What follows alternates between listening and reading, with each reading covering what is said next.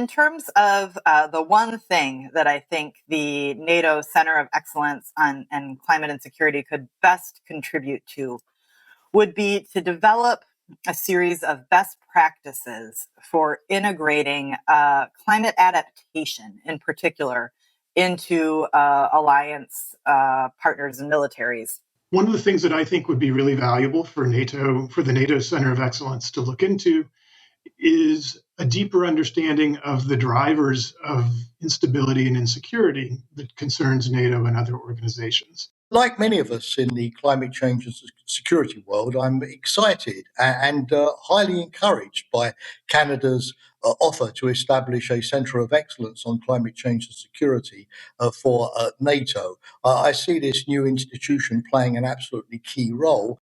Let me maybe first start with saying that it's like widely acknowledged now that there is a link between climate and conflict. Of course, very complex interactions on how climate exacerbates conflict.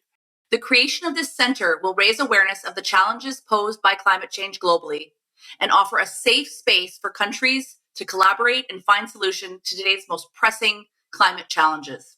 I think there is a lot that the center can do to help the militaries reduce their emissions in terms of carbon emissions, which affect, of course, climate change, and to adapt to climate change, their operations, their installations, and all other aspects of their work. I think in my perspective, I think the most important piece is to be inclusive.